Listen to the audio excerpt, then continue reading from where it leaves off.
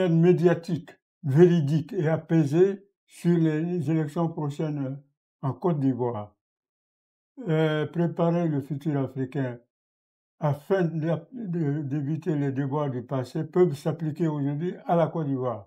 On peut dire préparer le futur ivoirien afin d'éviter les déboires du passé. Aujourd'hui, nous sommes fiers de recevoir l'un des grands représentants d'un grand parti politique de Côte d'Ivoire, en la personne d'abord du président Tidjam Thiam, qui quand même a fait ses preuves depuis très longtemps et qui semble pour le moment écarté de la liste électorale. Nous recevons donc son meilleur représentant auquel nous allons poser beaucoup de très bonnes questions en attendant d'avoir de très bonnes réponses.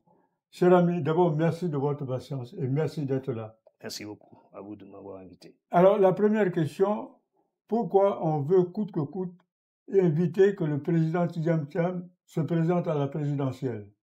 Parce qu'on a peur de lui.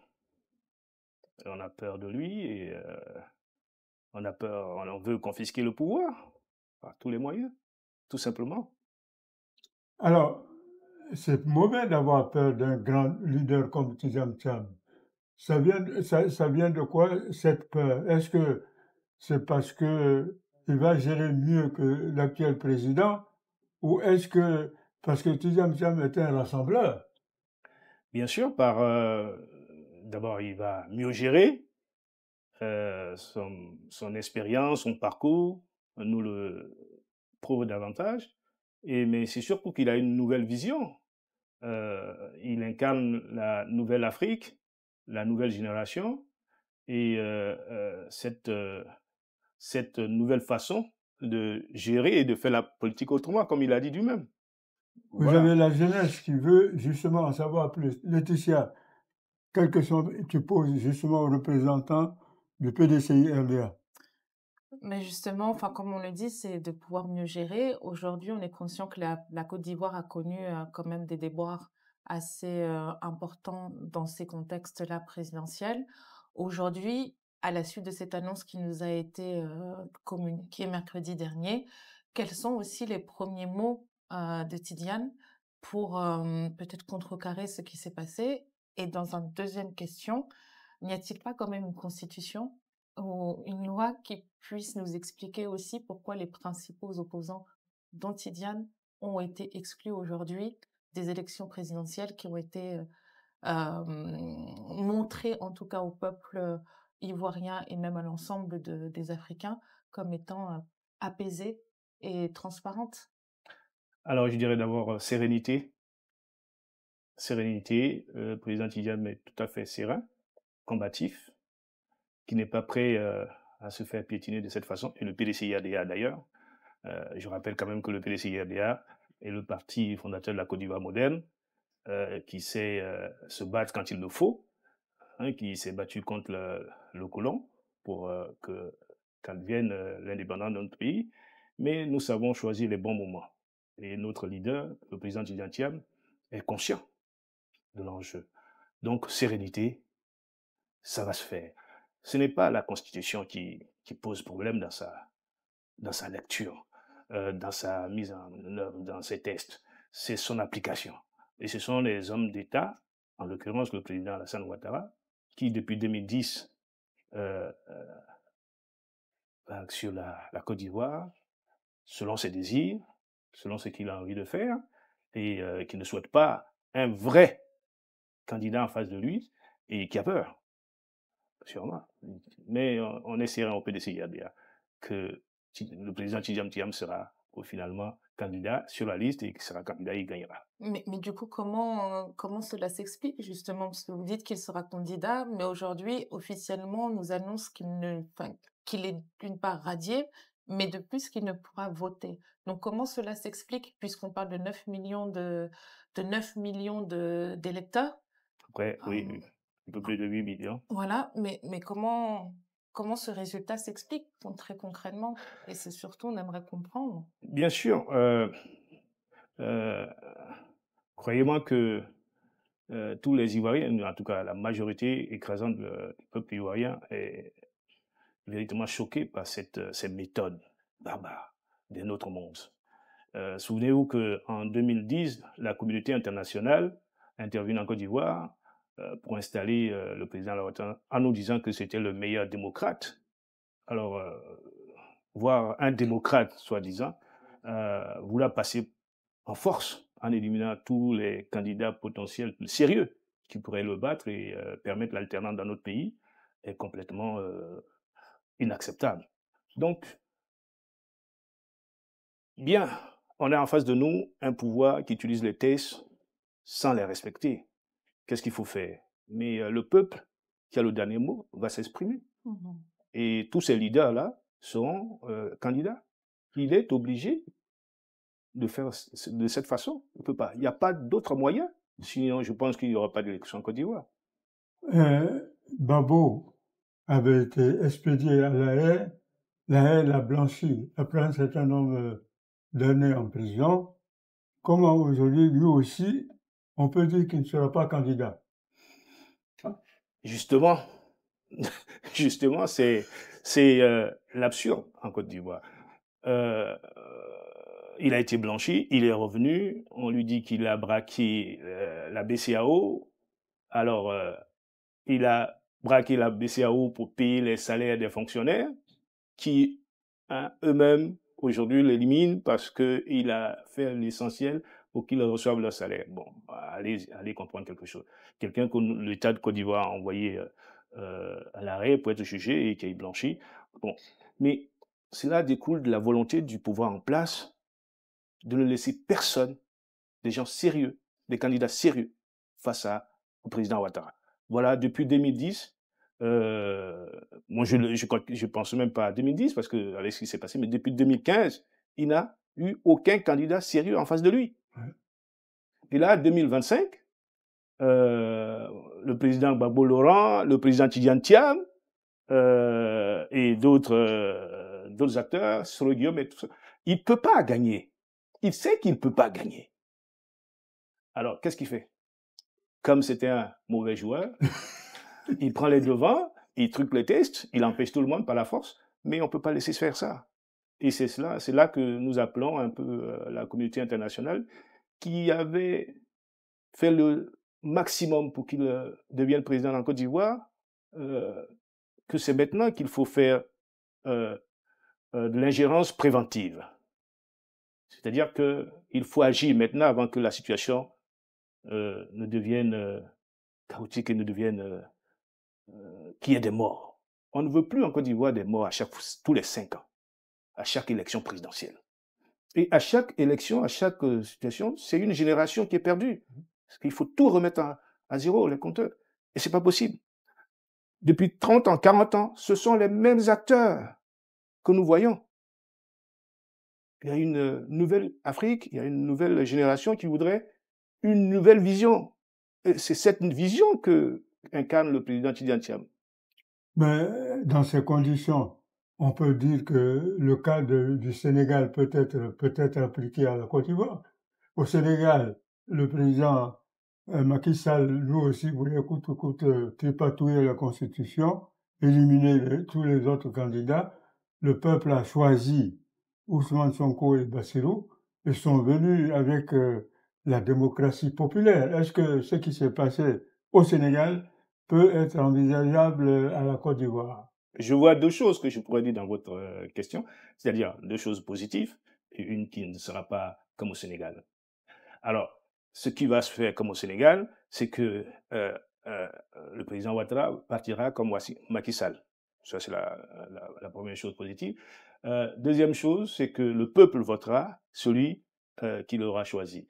Mais donc, oui, le schéma, vu comme ça, le schéma du Sénégal nous intéresse. Mais même la CPI semble s'intéresser à Soro. Et Soro dit, si je dois aller à La Haye, je ne partirai pas sans Ouattara. Qu'est-ce que c'est que ce langage? C'est cohérent, puisqu'ils ont co-géré cette période trouble de notre pays. Et Soro sait très bien de quoi il parle.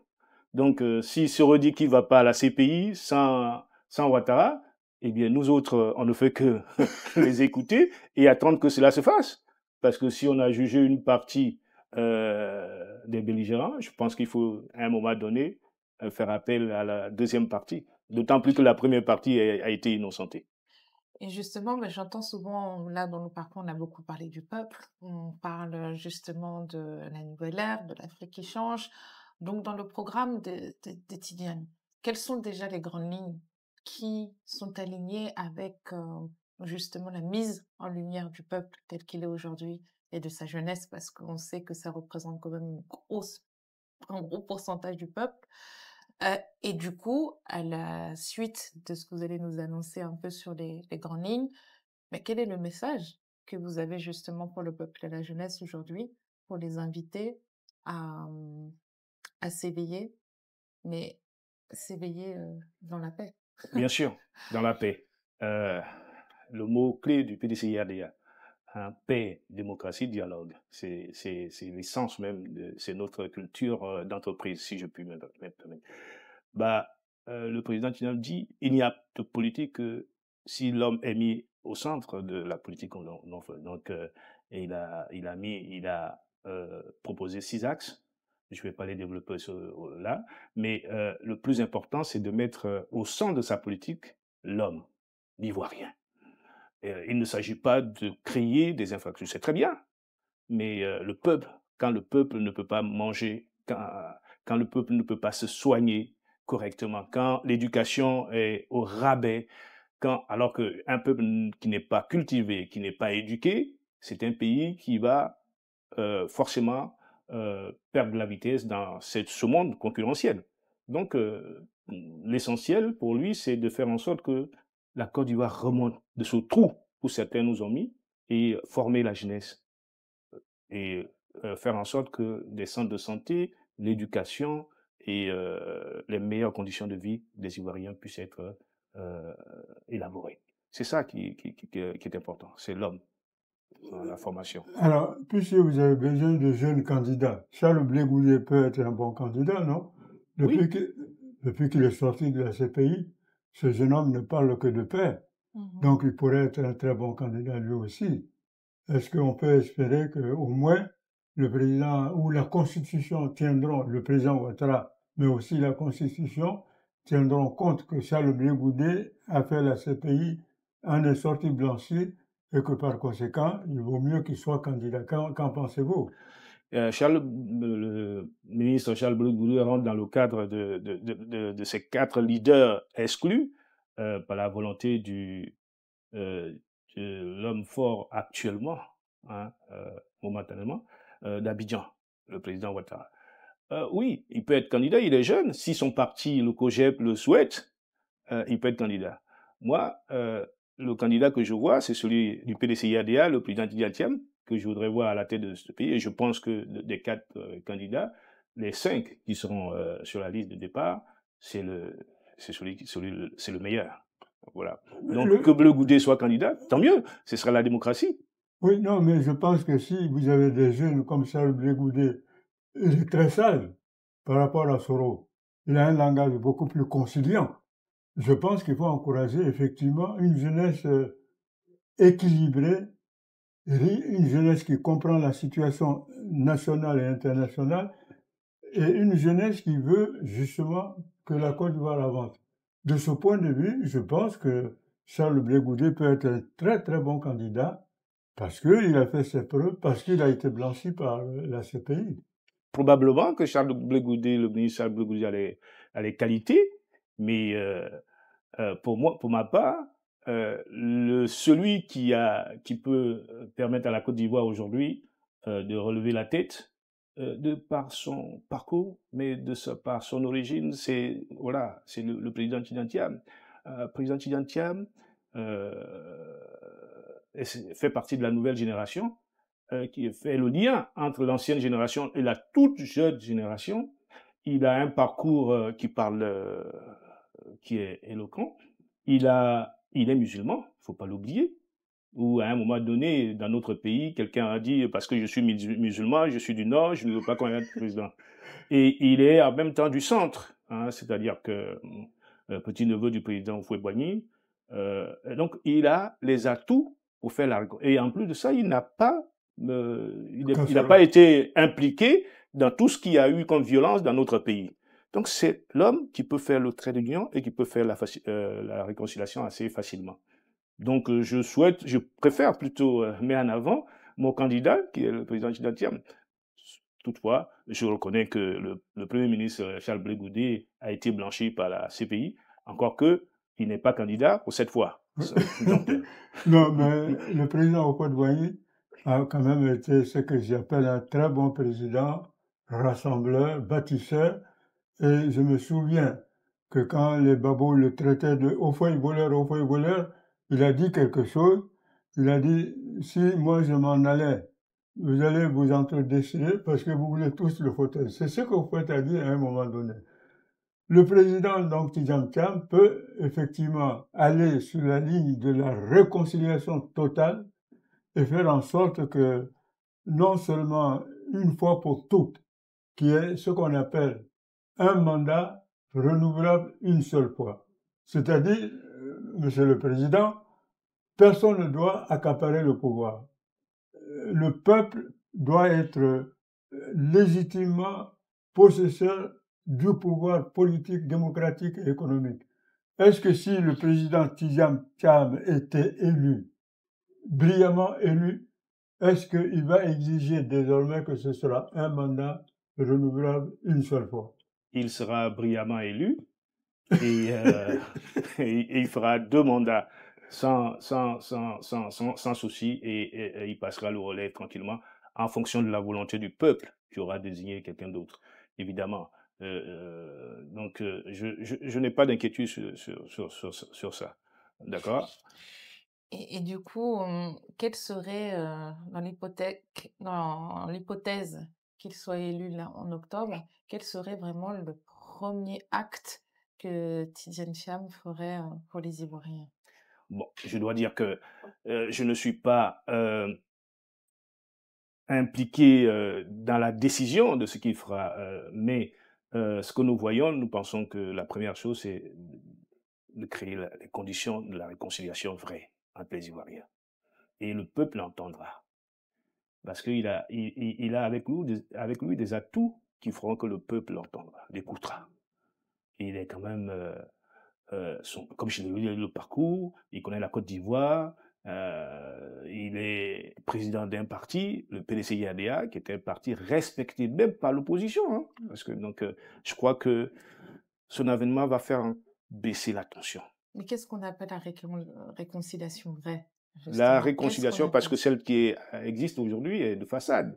C'est la réconciliation par le bâillonnement, par la peur. Voilà, c'est ce qui se passe à Côte d'Ivoire. Donc les gens ne peuvent pas s'exprimer. On a un des nôtres qu'on appelle Macron Ier, c'est son nom, un jeune du PDCIADA qui sur les réseaux sociaux, qui n'arrêtait pas de s'exprimer, qui était, voilà, il a été arrêté, mis en prison. Le président de la jeunesse rurale du PDCIADA également est mis en prison il y a pas longtemps. Hier, le président Gbagbo disait lors de son meeting à Port-Boué qu'il y a près de 107 personnes prisonniers politiques en Côte d'Ivoire. Donc on est dans un pays, c'est une prison à ciel ouvert. Donc la vraie réconciliation, la tension, elle est palpable quand vous allez à Côte d'Ivoire. Hein. Donc il faut arriver à baisser tout ça. Et du coup, avec ce que vous êtes en train de dire, est-ce qu'on peut s'attendre peut-être à une coalition en attendant de ces 4 opposants exclus de la présidence pour une voix unie pour justement appeler au changement ou pas? Oui, dans le contexte actuel, c'est une nécessité. Nous avons le même objectif, faire partie le président Ouattara et redonner une nouvelle jeunesse à notre pays, entre guillemets, repartir sur de nouvelles bases. L'obstacle, c'est le président Ouattara. Donc, les leaders, ils sont suffisamment responsables pour les 4 que vous avez cités, pour savoir qu'à un moment donné, les divergences d'approche vont s'estomper pour avoir en ligne de mire qu'une seule chose, donc l'unité pour aller. Cela ne veut pas dire que chacun ne va pas défendre ses valeurs, ses convictions pour gagner la confiance du peuple au moment venu. D'accord? l'unité dans l'action pour arriver à faire plier Ouattara pour que les 4 candidats soient inscrits sur la liste et soient candidats, c'est ça. Et ça demande nécessairement que les 4 se mettent ensemble et qu'on ait le même combat. Et je crois qu'ils sont suffisamment responsables pour aller dans ce sens. Après, évidemment, nous sommes des partis politiques et l'objectif d'un parti politique, c'est de gagner le pouvoir d'État et de l'exercer. Après, ça jouera. Admettons que le président Thiam soit élu brillamment. Est-ce qu'il va tenter de réconcilier les pays de la CEDEAO et les pays du Sahel, c'est-à-dire le Mali, le Niger, le Burkina Faso? Est-ce que le président Thiam a un projet pour, soit pour que ces pays reviennent dans le cadre de la CEDEAO, ou même s'ils ne revenaient pas dans le cadre de la CEDEAO, qu'ils puissent quand même trouver un terrain d'entente pour travailler ensemble et en harmonie? Élu brillamment, je le répète encore, merci de le dire, il sera élu brillamment. Je le souhaite. Voilà. Oui, dans son programme qui est ces points qu'il a mis sur la table, évidemment, le président Thiam a dit, vous ne pouvez pas, comme son grand-père Houphouët-Boigny l'avait dit, vous ne pouvez pas être dans une région, être heureux et que tous les autres soient malheureux. Ce n'est pas possible. Et pour que vous soyez en paix chez vous, il y a 2 facteurs. Il y a la paix intérieure, qui suppose que les gens mangent à leur faim, se soignent bien et puissent s'exprimer comme ils veulent sans être inquiétés de prison. Ça, c'est la paix intérieure, déjà. Bien se nourrir, la croissance bien partagée, équitablement. Hein, je n'ai pas dit juste, hein, j'ai dit équitablement, c'est-à-dire donner à ceux qui en ont le plus besoin, ceux qui ont moins, aller vers eux, leur permettre de se tenir. Et la paix aussi se fait avec les voisins. Hein, chez nous, en Afrique, on dit ton meilleur frère, ton frère, c'est ton voisin. Si tu es en paix avec ton voisin, eh bien, tu seras en paix parce que quand tu as des soucis, le premier à venir te secourir, c'est ton voisin avant que ta famille n'arrive. Donc, être en paix avec les pays de l'AES, qui sont la plupart nos pays limitrophes, hein, donc c'est très très important et je pense qu'il va aller dans ce sens. La Côte d'Ivoire est endettée, personne ne le nie. Vous avez quand même, au Fonds monétaire international, il faut voir les machins que vous avez pu contacter depuis longtemps. Le président Thiam, est-ce qu'il peut désendetter la Côte d'Ivoire, faire en sorte que toutes ces sommes-là, qui ont été d'une façon ou d'une autre, bon, je comprends parfaitement, il y a des routes, il y a même ce que j'appelle une certaine, en tout cas à Abidjan. À Abidjan, il y a tout de même une certaine modernité qui s'annonce. Mais cette dette-là, comment vous allez faire pour la renverser? Il faut la rembourser. Ça, c'est, je crois, un travail très dur. Rembourser la dette actuelle de la Côte d'Ivoire, je crois que c'est pas une mince affaire. C'est pas une mince affaire. Et encore une fois, j'ai confiance aux capacités et au génie du président Thiam pour trouver les solutions pour que cette dette ne pèse pas davantage sur la ménagère, sur le panier de la ménagère, sur les Ivoiriens. Il a l'expérience, il a le background nécessaire pour faire en sorte qu'il trouve les solutions. Que cette dette qu'on va hériter nécessairement, hein, elle est là. Et faire en sorte que trouver les moyens, les mécanismes d'un remboursement qui ne pèsent pas sur les finances publiques. Et que par là, trouver des solutions pour que la Côte d'Ivoire avance et que le peuple se sente enfin, ait enfin les capacités, la possibilité de respirer et de manger correctement. Alors, vos rapports avec la France ont toujours été de très bons rapports. Au moins avec le président Ouattara, les rapports avec la France sont des rapports cordiaux. Ça, on ne peut pas le nier. Et maintenant, il faudrait amplifier ces rapports. Il faudrait qu'il y ait, et c'est ça qui est bien quand même, la transformation du café cacao sur le terrain. C'est-à-dire que vous avez du très bon café, très bon cacao, et jusqu'ici, la transformation sur place était assez négligée. Est-ce que vous, parce que qu'on l'aime ou pas, il y a déjà aujourd'hui en Côte d'Ivoire des usines de transformation.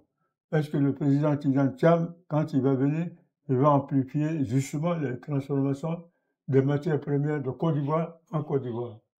Oui, je vous rappelle que en tant que directeur général du BNET, hein, et ministre du Plan, les 12 travaux, les 12 éléphants d'Afrique qui sont mis en œuvre aujourd'hui, c'est lui qui les a imaginés et programmés. Et donc, oui, évidemment, il y a la transformation, mais il faut aller plus loin. Il faut aujourd'hui aller beaucoup plus loin. Et je pense, sans me donner le pouvoir de dire ce que va faire le président Tidjane Thiam, mais je pense que l'homme a les solutions pour que la Côte d'Ivoire passe à une autre étape, à une étape de son développement. Il nous l'a prouvé, très jeune, je crois 31 ans, qu'il a mis tout ça, et il s'est bonifié pendant ces dernières années, et donc je crois qu'il est suffisamment armé pour nous amener à une nouvelle Côte d'Ivoire industrialisée, tout à fait. Et justement, pour faire le pont, parce que je rejoins ce que dit notre doyen, d'avoir vraiment les ressources techniques sur place. Tidjane Thiam, donc le président Tidjane Thiam, est quand même un exemple de la diaspora. C'est un acteur qui a eu quand même des rôles éloquents, comme vous l'avez dit, même ici. Donc, vous parlez d'éducation par rapport à la jeunesse. Est-ce vraiment le sujet, parce qu'on a appris qu'on est quand même très éduqués. Le problème, c'est qu'il y a il y a un manque d'offres par rapport à la demande et par rapport à l'éducation. Donc, en plus d'aller plus loin, est-ce que ça inclut aussi le transfert des technologies?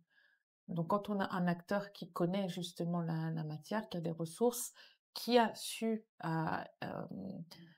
montrer un parcours brillant personnellement, est-ce que ça inclut aussi les transferts technologiques qui permettraient justement à cette jeunesse de pouvoir mettre en œuvre la technique et l'intelligence qu'elle possède déjà, mais qu'elle n'a pas les moyens de faire actuellement? Oui, bien sûr, mais ça demande déjà qu'on fasse tout pour qu'il y ait des élections inclusives, transparentes, une nouvelle RLE, l'inscription de nos candidats sur la liste électorale et contraindre le président Ouattara et son régime à permettre à tous ces acteurs-là de s'exprimer et de dire aux Ivoiriens ce qu'ils sont capables de faire et que le peuple décide celui qui va conduire, qui va le conduire dans les 5 ans à venir. Oui, transformation. Mais je ne dirais pas transfert. Moi, personnellement, le transfert, le tourner, c'est un terme qui me plaît pas trop. Parce que quand on transfère, souvent, on n'est pas à l'origine de ce qu'on transfère. Donc, parfois, on peut le transférer mal. Il faut imaginer justement, et je pense que les jeunes Africains, les Africains aujourd'hui, compte tenu de la formation que nous avons eue partout dans le monde, peuvent imaginer une technologie adaptée à nos réalités. J'ai un professeur qui nous disait que il a formé plein de gens du monde entier. Son regret, c'est sur l'Afrique. Les Africains sont très intelligents quand ils sont en cours. Ils sont brillants. Mais quand ils arrivent chez eux, ils appliquent les règles qu'on leur a enseignées. Mais ce qu'on leur enseigne, c'est par rapport à ce que nous avons fait chez nous, qui a marché. Quand ils vont chez eux, ils produisent ce qu'on leur a enseigné, mais qui n'est pas adapté à la réalité africaine de chez eux. Contrairement aux Asiatiques, qui ont appliqué ces règles, qui ont appris, mais quand ils sont arrivés, ils ont réfléchi comment les adapter à leur contexte, à leur réalité. Et ils ont avancé. Donc, ce qu'il faut, c'est pas de transférer la technologie, c'est de faire en sorte d'imaginer une technologie adaptée à la réalité africaine, à notre façon de penser, de voir le monde et nos réalités. Et ça, on a les intelligences nécessaires pour le faire. Encore qu'il faut un environnement assaini, où il n'y a pas de violence politique tous les 5 ans, où des dictateurs ne se prennent pas pour le bon Dieu et qu'ils changent des constitutions comme ils veulent. Et voilà. Donc, assainir le jeu politique, permettre l'alternance, et ça va découler, tout le reste va découler. Un pays en paix où les gens savent qu'il n'y aura pas de guerre, il n'y aura pas de conflit parce qu'on va aller à une élection simple, les intelligences vont se libérer et les pays africains vont s'en sortir. L'Afrique est l'avenir de demain. Et nous en avons les capacités intellectuelles, humaines, et tout ce qu'il faut, matériel, etc. Il faut des élections propres. Mais il n'est jamais tard pour bien faire. L'Union africaine à mon avis, doit intervenir aujourd'hui Mhm. auprès du gouvernement ivoirien en disant, en tant qu'Union africaine, nous aimerions que telle personnalité réintègre la candidature à la présidentielle. Nous ne voulons surtout pas de guerre, puisque c'est le rôle de l'Union africaine de prévenir. Prévenir pour mieux, justement, éviter les dérapages. Est-ce que le président Tidiane Cham a saisi l'Union africaine, des commissions de justice de l'Union africaine pour dire, voilà, attention, en Côte d'Ivoire, il y a tel dérapage, il faut intervenir de manière pacifique et intelligente?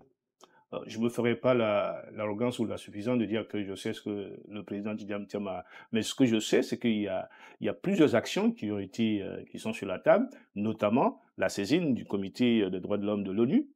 Je vous rappelle que c'est l'ONU, et par ses résolutions, qui a permis à la France d'imposer Ouattara en 2010, hein, de le mettre au pouvoir d'une manière ou d'une autre. Je ne veux pas rentrer dans les débats sur l'élection de 2010. Mais ce qu'on a vu, c'est qu'il y a eu une intervention violente de la France en bombardant le palais présidentiel de la Côte d'Ivoire et pour permettre l'avènement du président Alassane Ouattara.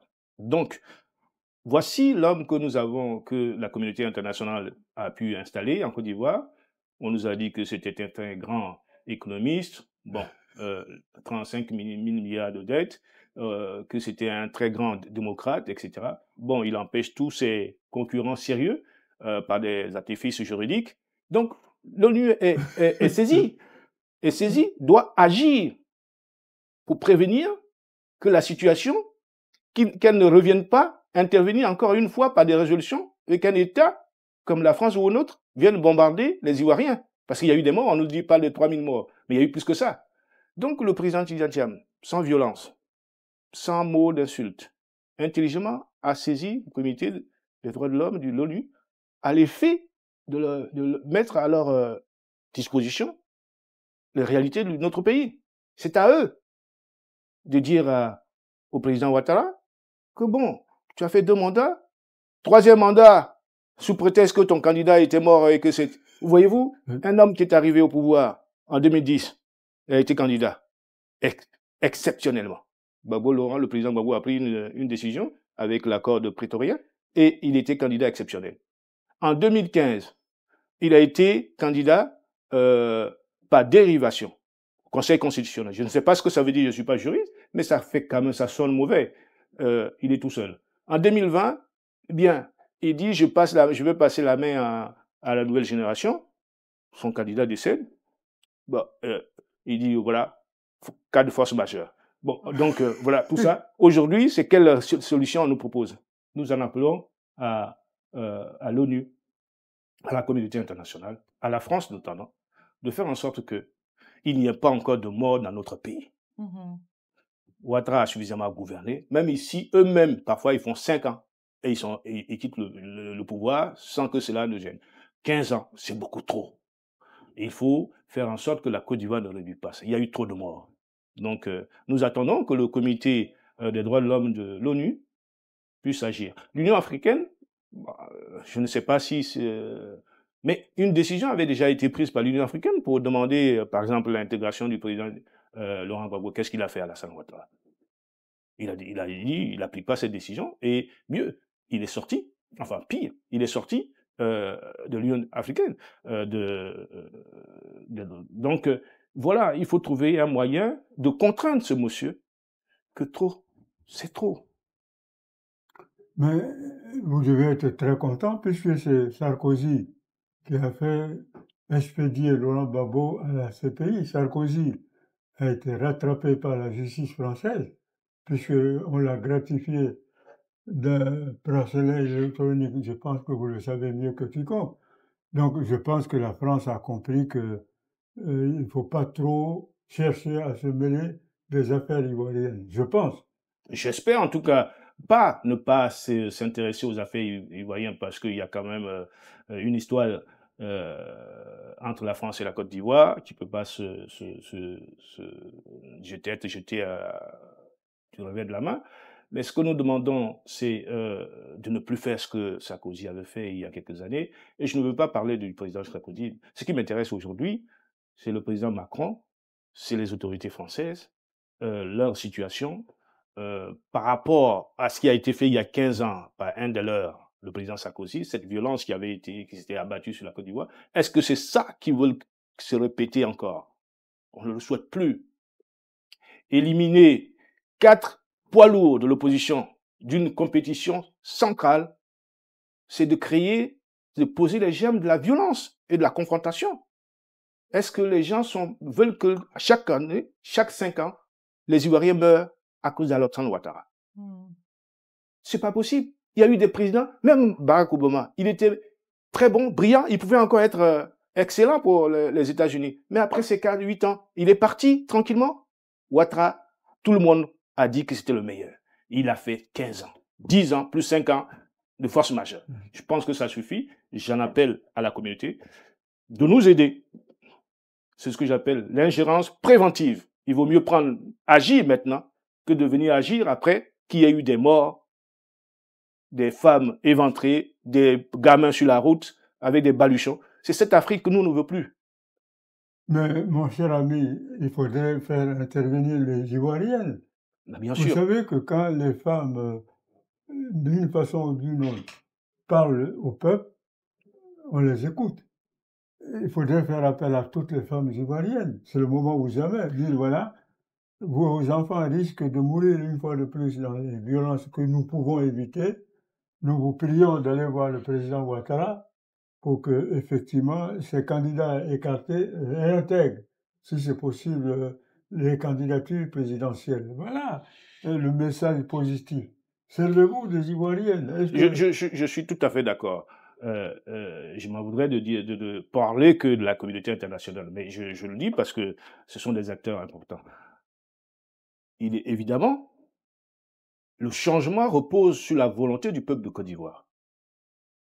Le changement, une nouvelle vision, une nouvelle Côte d'Ivoire ne peut émaner que de la volonté du peuple de Côte d'Ivoire.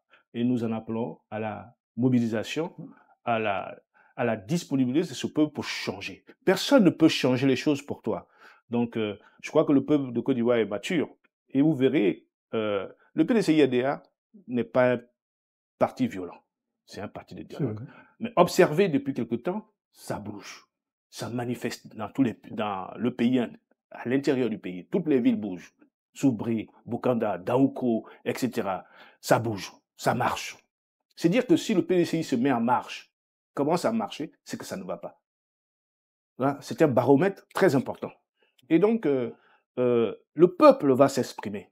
Le peuple va s'exprimer et je pense que les choses vont changer, vont évoluer positivement. Le président Ouattara a intérêt à écouter la volonté du peuple et des leaders politiques. Il faut, s'il souhaite du bien pour ce pays et pour notre pays, c'est de faire en sorte que tous ces candidats, être candidat, ça ne veut pas dire être gagné, mais déjà qu'on soit là.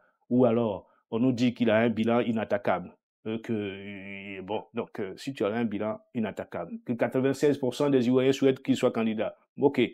Si tu as tout ce peuple-là derrière toi, qu'est-ce que tu crains? Laisse les autres se présenter et que le peuple choisisse. Donc, ce que nous voulons aujourd'hui, c'est que nous vivons dans un pays traumatisé depuis plus de 30 ans, 15 ans même. Et on veut passer à autre chose. Ouattara, trop, ça n'est trop. À un moment donné, il faut s'arrêter. Il faut permettre à cette nouvelle génération d'avancer. Le président Bion, il faut qu'il se fasse entendre parce qu'il a très bonne presse, lui. Ouais, attendez, on m'a toujours dit qu'il a été un excellent gestionnaire. Et en plus, il ne traîne aucune casserole. Je voudrais qu'on l'entende. Je voudrais qu'il parle, qu'il dise, voilà, moi je suis à la fois démocrate, ivoirien, panafricain et humaniste en plus. Voilà la situation et je dis qu'il faut absolument revoir les listes électorales pour que tous ceux qui ont été exclus reviennent de manière pacifique. Lyon, on n'entend pas souvent. Oui, non. Que se passe-t-il? Bon, monsieur Camara, affaire de casseroles, je n'ai pas été dans la cuisine de ce monsieur Bion pour savoir s'il a des casseroles ou pas, mais ce qui est sûr, Bion a été, à un moment donné, pas à un moment donné, bien un cadre du parti. je ne comprends pas sa démarche, moi personnellement. Je ne comprends pas la démarche dans laquelle qu'il a mis en avant. Des choses peuvent se discuter à l'intérieur. Donc, c'est son choix, mais ce n'est pas le choix de la majorité des militants du PDCIADA. Nous avons décidé, élu le président Tidjane Thiam président de notre parti le 22 décembre 2023. Et il y a eu vous avez suivi, Absolument. il a été réélu à nouveau. C'est dire que le peuple du PDCI, les militants du PDCI, ont confiance au président Tidjane Thiam pour nous conduire, nous conduire à la victoire. Donc, le ministre Billon ferait très bien de revenir à la maison et d'épauler son frère. En une génération, tout le monde ne peut pas être chef. Une génération, il y a un qu'on met au devant et qu'on pousse pour que tout le monde. Il faut taire les égos et faire en sorte que celui qui est le mieux placé pour nous faire gagner, on le mette tous dehors. Donc j'appelle le ministre de Billon, qui était comme vous avez dit, qui gère quand même la CIFCA, c'est une entreprise importante, et donc il a l'expérience de la gestion, mais c'est pas de ça qu'il s'agit. Il s'agit de battre le président Ouattara. Hein? Il s'agit de voir parmi eux celui qui a les meilleurs atouts pour nous faire gagner. Tout le monde ne peut pas nous faire gagner. Tout le monde peut, mais au moment 2025, c'est Tidjane Thiam. Donc, il vaut mieux qu'ils viennent, et puis ils sont de la même génération, ce sont des jeunes gens, c'est des gens qui ont grandi ensemble. Il gagnerait à se mettre derrière avec son frère pour faire gagner le parti. Ce qu'il est en train de faire nous affaiblit, et l'affaiblit, mais nous renforce. Oui, donc du coup, aujourd'hui, quelles sont les prochaines étapes? À quoi pourrons-nous nous attendre ces prochains jours? Mis à part l'appel, vous avez dit, à la communauté internationale, mais pour le peuple, là, aujourd'hui, quelles sont les prochaines étapes? Quels vont être les prochains messages? Mis à part votre présence ici, qu'on apprécie et on remercie encore. Mais pour cet appel, et cet appel que vous dites pacifique, concrètement, quelles vont être les prochaines actions? Les actions de marche démocratique, en tout cas toutes les actions que notre constitution de façon démocratique nous donne, nous allons les appliquer pour faire plier le régime RHDP. Et donc, s'il faut, pas des marches de rue, pas des contestations, pas des manifestations, etc. Et évidemment, tout dépend de la réponse que nous donnera le pouvoir en face. Mais est-ce qu'on peut s'attendre à au moins déjà un discours de Tidjane Thiam directement? Oui. Je ne pourrais pas dire ce soir, le président Tidjane Thiam reçoit la communauté ivoirienne de la diaspora, hein, ce soir, et il va parler. Je ne sais pas de quoi il sera question, mais ce qui est sûr, il va s'adresser à nous ce soir. Et forcément, il va parler. C'est le chef. À un moment donné, il donnera la ligne, le cap, et nous marcherons dans ce qu'il nous aura commandé. Donc, ne vous en faites pas. Le peuple est debout. Le PDCI-RDA, je vous ai dit, c'est un parti de dialogue qui ne s'invente pas, qui ne se mise pas dans la violence. Mais si c'est ce qu'on nous sert, qu'on n'a pas d'autre choix que de descendre dans la rue, le peuple du PDCI et le peuple des autres partis politiques, le CAPSI, hein, qui est la conférence pour l'alternance, tous ces partis politiques vont à un moment donné s'exprimer dans la rue. Mais est-ce que cela peut se faire de manière pacifique? Parce que c'est ce que nous souhaitons. La marche n'est pas une action violente. C'est la réponse du pouvoir qui rend les manifestations violentes et qui les termine dans le sang. Sinon, marcher, contester, fait partie des droits constitutionnels. C'est un droit. Tout dépend de la réponse que donne le pouvoir. C'est pour ça qu'on dit dans un pays, quand un pays est en paix, cela dépend de la culture de l'opposition et non pas de ceux qui sont au pouvoir. Hein, on a vu pendant des années en Côte d'Ivoire, c'est l'opposition d'alors qui a créé la violence, la rébellion. Voilà. Aujourd'hui, vous avez une opposition démocratique, réfléchie, qui mène l'homme devant, la vie de l'Ivoirien devant, et qui n'est pas prête à la violence pour la violence. Nous allons marcher, nous allons nous exprimer dans la rue, démocratiquement. Si en face, on nous amène la violence, on trouvera les moyens de nous défendre. défendre démocratiquement. Jamais les armes. Le PDCI ne parle pas d'armes, de violence, de combat, et de guerre. Non. Mais nous allons trouver les moyens de nous défendre. Pour ne pas qu'on nous tue, qu'on nous coupe encore la tête, comme ce fut en 2010 avec le jeune Toussaint. Et donc, ces méthodes violentes, ces méthodes d'un autre âge, il faut que ça cesse. Donc, on est obligé. La peur, à un moment donné, il faut qu'on se l'enlève. On a eu peur pendant 15 ans. C'est fini. Alors, la presse dans tout ça, vous savez que quand la presse véhicule le bon message, le message de l'apaisement, projet contre projet, c'est-à-dire que les autres candidats vont venir, ils ont un programme, ils ont des projets, on essaye de confronter ce projet pour que le peuple choisisse librement et intelligemment l'homme qu'il lui faut. Ben, j'espère que ce sera Tizam Cham. Et par conséquent, il faudrait permettre à la presse, dès maintenant, de présenter ce que j'appelle le projet des uns et des autres, y compris ceux qui sont pour le moment exclus. C'est-à-dire que ceux qui sont exclus, si par voie de presse, ils présentent dès maintenant aux populations ivoiriennes leurs idées, leurs comportements et leurs démarches, peut-être que le peuple dira, voilà, il faut les réintégrer parce qu'ils ont de très bons projets. Maintenant, vous avez dit quelque chose tout à l'heure. Le président, effectivement, avait trouvé des dauphins. Ouattara avait trouvé des dauphins et le destin a voulu que ces dauphins meurent. Ça, personne ne peut dire que ça, c'est la faute de qui que ce soit. Ça, c'est le destin. Il avait des dauphins qui sont morts les uns après les autres, mais ça, on ne peut pas ni quoi que ce soit à dire là-dessus. C'est le destin, c'est la vie, elle est comme ça. Maintenant, ce qui nous intéresse, c'est intégrer et réintégrer, si c'est possible, les candidats exclus par ce que j'appelle la bonne façon de présenter les projets.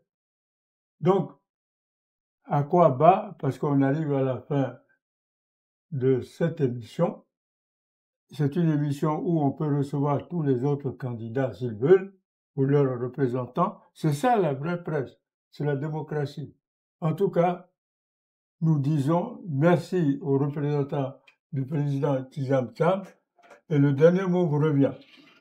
D'accord. Le représentant dans la diaspora Europe est un autre acteur, est un autre monsieur. Moi, je suis délégué général du PDCI-RDA, coordonnateur du Grand Conseil régional Europe. Mais de toute façon, un délégué est aussi le représentant du président du parti. Notre objectif est clair, faire en sorte que notre pays sorte de la spirale de violence à chaque élection. Ce n'est pas bon pour nous, ce n'est pas une bonne image. Et il faut que ce pays de violence, que ce pouvoir RHDP, qui ne règle les problèmes que par la violence, par l'exclusion. Voyez-vous, pendant des années, le président Alassane Ouattara a utilisé toutes les chaînes de la presse, justement, pour dire qu'il était exclu en Côte d'Ivoire. Cela a abouti à une guerre, à une rébellion, à une guerre. C'est ce même président, une fois aux affaires, qui exclut. On serait en droit d'attendre de lui que ce soit celui qui ouvre, compte tenu de l'expérience qu'il a vécue lui-même. Mais au contraire, il est encore plus violent dans cette expression d'exclusion de ses opposants.